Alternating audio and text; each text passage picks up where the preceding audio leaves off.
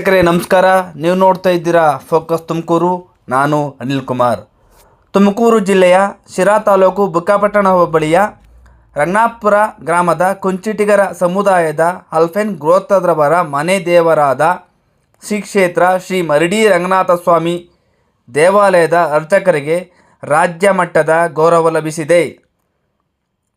ದೇವಾಲಯದ ಪ್ರಧಾನ ಅರ್ಚಕರಾದ ರಂಗನಾಥಪ್ಪ ಟಿ ಅವರ ಸುಪುತ್ರರಾದ ಅರ್ಚಕರು ಕುಶಾಲಾನಂದ ಸ್ವಾಮಿ ಆರ್ ರವರು ಚಿಕ್ಕ ವಯಸ್ಸಿನಲ್ಲೇ ಮೈಸೂರು ಮಹಾರಾಜ ಹಾಗೂ ಮಹಾಸಂಸ್ಕೃತ ಮಹಾಪಾಠಶಾಲೆಯಲ್ಲಿ ವೇದಾಭ್ಯಾಸ ಪೂರ್ಣಗೊಳಿಸಿ ಕರ್ನಾಟಕ ರಾಜ್ಯ ಆಗಮ ಶಿಕ್ಷಣ ಮಂಡಳಿಯಿಂದ ಆಗಮಶಾಸ್ತ್ರ ಪ್ರಮಾಣಪತ್ರ ಪಡೆದಿದ್ದಾರೆ. ಧಾರ್ಮಿಕ ಕ್ಷೇತ್ರದಲ್ಲಿ ನೀಡಿದ ಸೇವೆಯನ್ನು ಗುರುತಿಸಿ ಕನ್ನಡ ಫಿಲಂ ಚೇಂಬರ್ ವತಿಯಿಂದ ಧಾರ್ಮಿಕ ಸೇವೆ ರತ್ನ ಪ್ರಶಸ್ತಿಯನ್ನು ಪಡೆದಿದ್ದಾರೆ.